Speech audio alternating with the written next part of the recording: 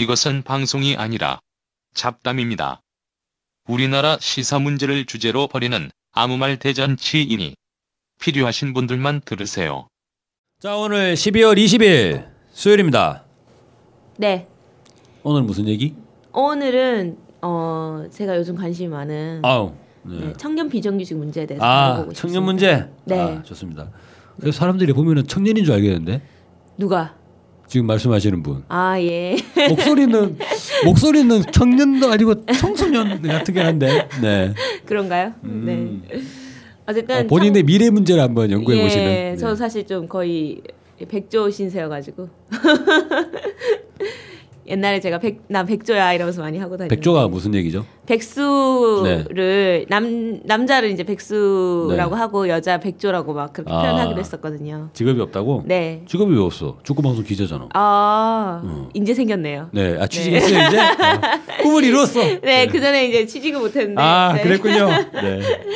네. 근데 이제 이 청년 비정규직 문제 너무 심각하고 그다음에 이번에 이제 지하철 에서 사고가 좀 났었어가지고 네. 너무 가슴이 아파가지고 제가 이제 또 이거 관련돼서 뭔가를 했으면 좋겠다. 그래서 뭔가 이것저것 고민을 하고 있는데 네. 뭐 영상도 제작하자, 뭐 가서 포스트잇 붙이자, 뭐 이런 걸 좀 하려고 하는데 뭐 열심히 제가 좀 했어야 되는데 좀 게을러가지고 뭘 더 하지 못하는 괴로움 속에서 여기 다행히 여기 방송에 출연하게 돼서 너무 다행이에요. 그래요? 네. 네. 그래서 좀 설명을 드리자면 지금부터 5일 전에 목요일. 네. 자, 지난주 목요일 2017년 12월 14일 6일 전이군요. 네. 그때 아침 8시에 혹시나 인천에서 오시는 분들은 지하철에 사고가 났습니다, 지금. 그래서 정차되겠습니다. 이렇게 돼서 한동안 정차되는 사건이 있었어요. 그래서 사람들이 뭐지 했죠. 네. 근데 너무 안타까운 게 그때 사고 돌아가신 분의 어머니가 타고 계셨던 거예요. 이제 열차가 멈췄다고 하는데 뭐지 했는데 우리 막내가 죽었구나. 이 사고로. 그런 일이었구나. 네.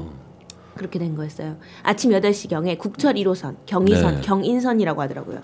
온수역에서 이제 그 선로 옆에 배수로 작업을 하다가 이제 열차에 치인 거예요. 근데 저는 이걸 보고 너무 가슴이 아픈 게 이 지하철이 오는데 열차가 오잖아요. 그러면은 이거를 뭐 이렇게 뭐랄까 막을 수 있는 방지할 수 있는 사고라고 생각하거든요. 근데 이제 지하철이 그렇게 많이 움직이는 특히 아침 시간대는 지하철이 엄청 자주 움직이잖아요. 그렇죠. 출퇴근 그 시간대에 선로 옆에서 작업을 하면서 배수로 작업을 한다고 하지만 선로 작업이 아니다 하더라도 배수로 작업이니까 계속 선로 왔다 갔다 하잖아요. 무거운 짐을 들고. 그죠? 그 선로를 덮는 거여가지고 그 덮개를 무거운 걸 운반하기 위해서 그걸 운반해서 계속 왔다 갔다 이동하면서 그걸 덮는 거예요. 그 작업을 하다가 목숨을 잃으신 거죠.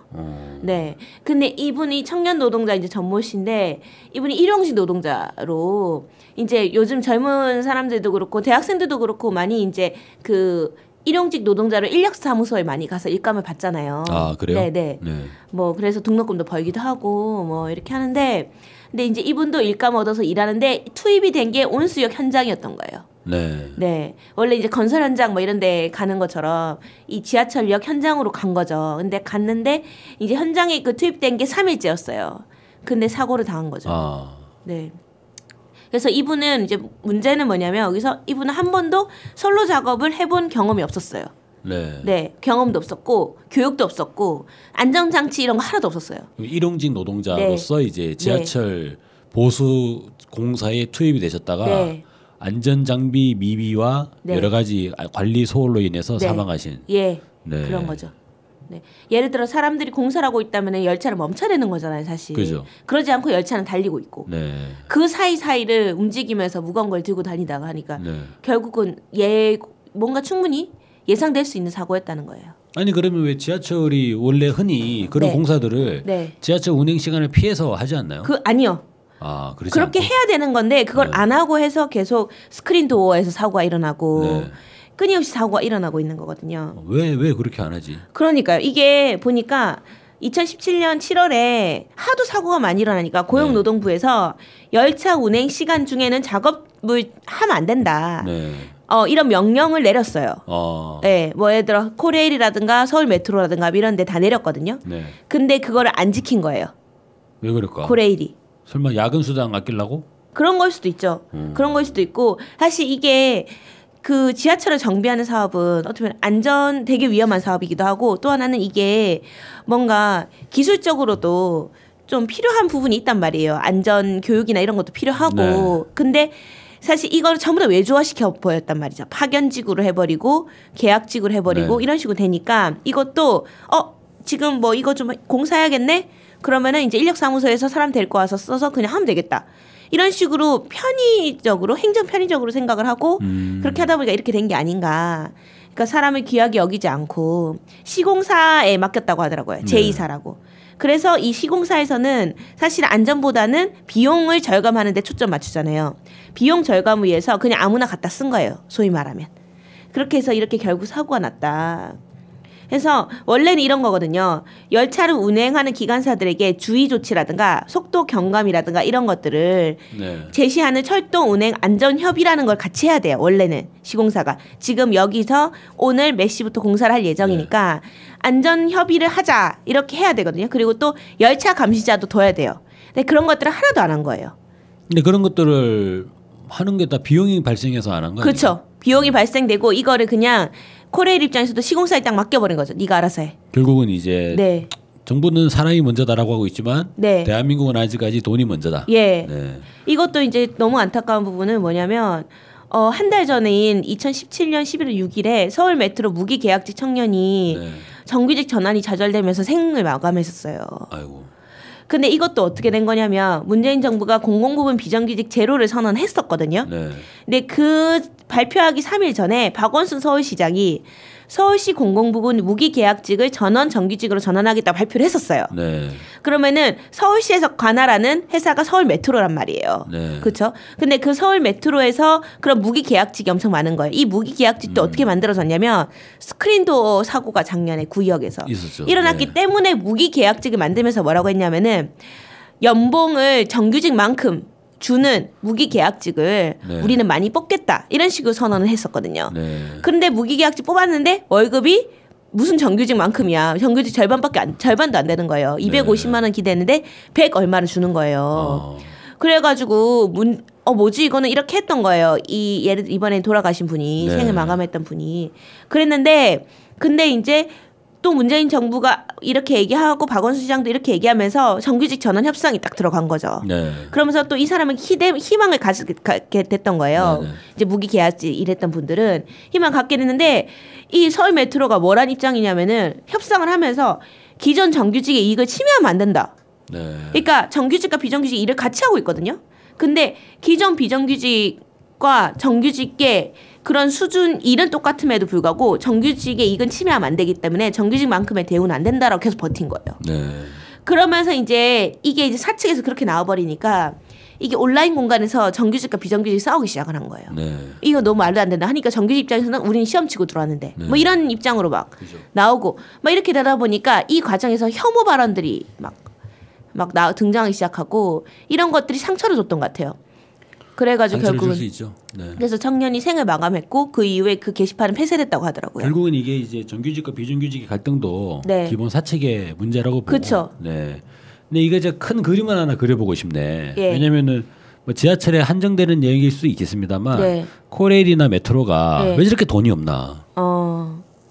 돈이 없는 이유?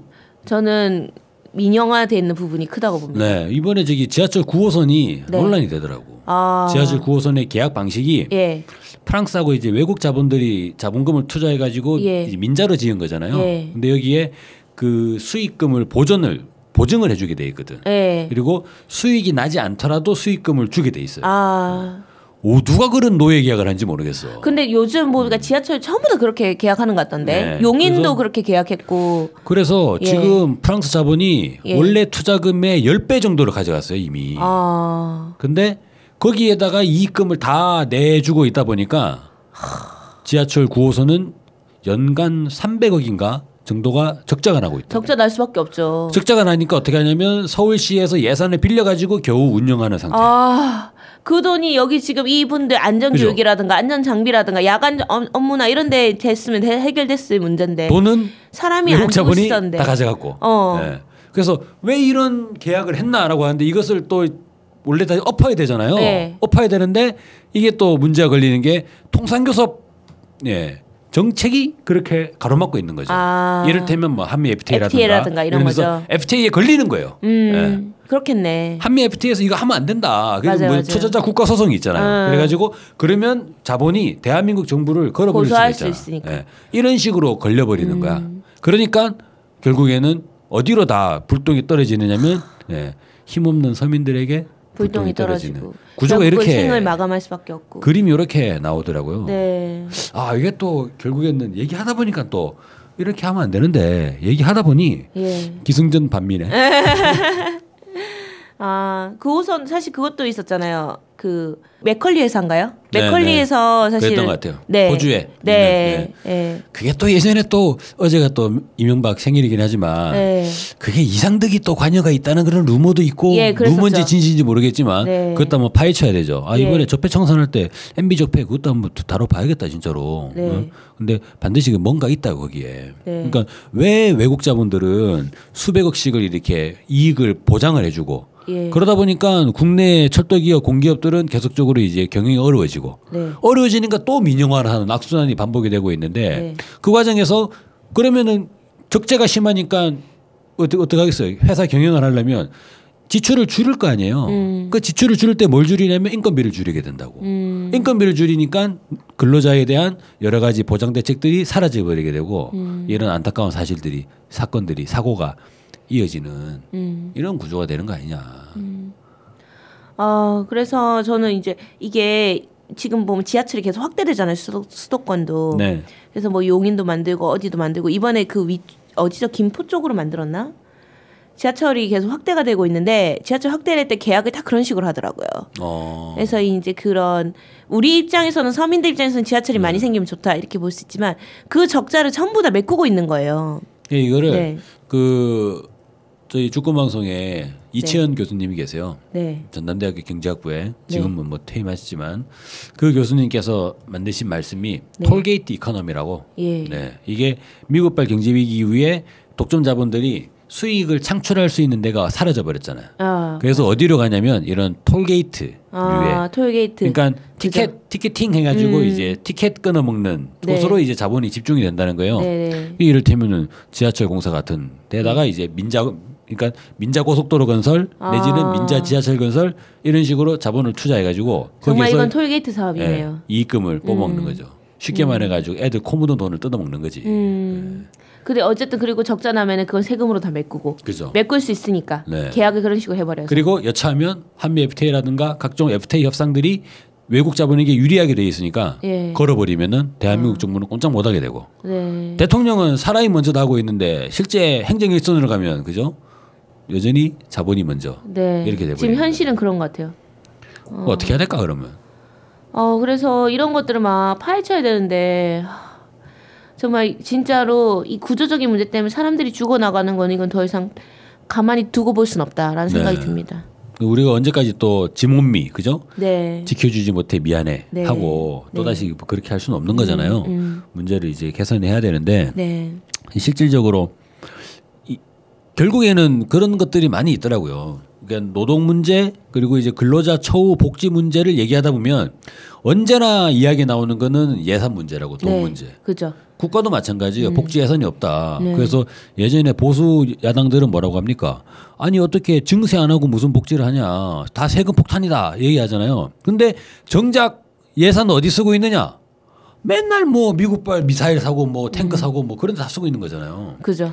이번에 문재인 정부는 뭐 국방 비용을 50조 수준까지 올리겠다 그랬거든. 이거는 그냥 날아가는 거예요. 진짜 50조는 얼마예요, 그 돈이? 저번에 문재인 정부가 문재인 대통령이랑 트럼프 대통령 통화할 때도 그 얘기했거든. 트럼프 대통령이 아니 왜 한미 간의 경제 교역에서 한국만 이득을 보고 미국은 손해를 보고 있지 않냐라고 하니까 문재인 대통령이 뭐라 그랬냐면 우리가 첨단 미국 무기를 많이 살 거기 때문에 그런 무역 불균형은 개선이 되지 않겠냐 이런 얘기를 하고 있다고. 그게 과연 대한민국 대통령이지. 모르겠다. 근데 국가 예산으로 첨단 미국 무기를 더 사주겠다는 거예요. 그러니까. 그래놓고는 나중에 복지 문제 딱 들어가면 예산이 없어서 말이지. 이런 얘기가 나와버린다는 거죠. 이게 밀접하게 연관되어 있는 문제 아니냐. 실질적으로. 아니 지금 50조면은 5천만 국민들한테. 참고로 지금은 50조가 아니고 네. 지금은 연간 40조 수준이에요. 네. 그것을 늘리겠다라고 선언을 했죠. 아 네. 근데 이게 10조만 늘어나도 이게 1조가 100만 명한테 100만 원씩 걷는 돈이 1조란 말이죠. 그렇죠. 그죠? 네. 근데 이게 10조만 해도 1000만 명한테 100만 원씩 네. 거둔 돈이에요. 그렇죠. 그럼 1000만 명이 세금 100만 원 낸 돈이 그대로 어디로 가냐? 그죠. 국방비로 가고 이 중에 상당수는 미국 무기 사는 데 가고 있다. 네. 너무 안타깝네요. 4대강을 2번 반환하는 거죠. 예. 매년마다. 예. 네. 실제로 근데 4대강 하는 거라고. 네. 휴전선 봐요. 휴전선 전방부대. 실제로 요즘에 군부대 보면은 내무반이나 시설들이 예전에 비해서는 많이 좋아졌잖아요. 물론 네. 아직도 부족한 부분이 많지만 좋아졌다고. 근데 60만 정도 되는 우리 장병들이 생활하고 있는 거니까. 네. 어찌 보면 이거는 하나의 60만 명의 신도시를 만들어 놓은 거예요. 네. 접경 지역에다가 네. 휴전선 산꼭대기에다가. 그런데 GDP 생산이 하나도 없어. 소비만 해. 오로지 소비만 하는 도시 하나를 만들어 놓은 거죠. 그러니까 이거 매년 4대강 파는 거지 사실상. 그거를 왜 계속 하는지 모르겠어.